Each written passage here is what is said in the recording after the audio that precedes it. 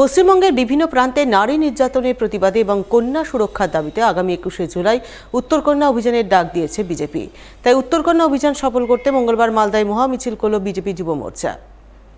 BJP যুব মোর্চার পক্ষ থেকে মঙ্গলবার দুপুরে মহামিছিল শুরু হয় পুরাতন মালদার মঙ্গলবাড়ি চৌরঙ্গি মোড় থেকে।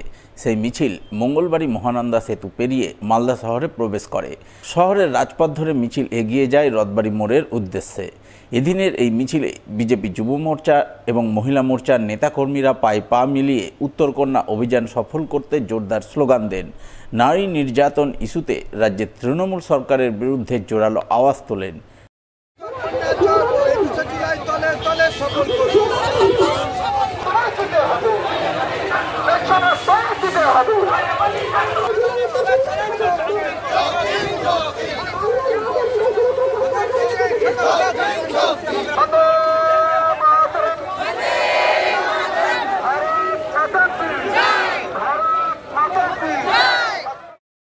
এদিনের এই মহামিছিলের নেতৃত্ব দেন বিজেপির দক্ষিণ মালদার সভাপতি অজয় গাঙ্গুলি, উত্তর মালদার সভাপতি প্রতাপ সিংহ, বিজেপি বিধায়ক গোপাল চন্দ্র সাহা, বিজেপি নেতা শ্যামচাঁদ ঘোষ, উজ্জ্বল দত্ত, পার্থসারথী ঘোষ, গোবিন্দচন্দ্র মণ্ডল, বিজেপি যুব মোর্চার রাজ্য সাধারণ সম্পাদক বিশ্বজিৎ রায় সহ আরও অনেকেই।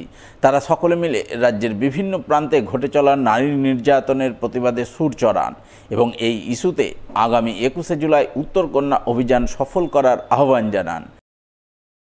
উত্তরবঙ্গকে অবহেলিত করে রেখেছে মমতা ব্যানার্জি সরকার।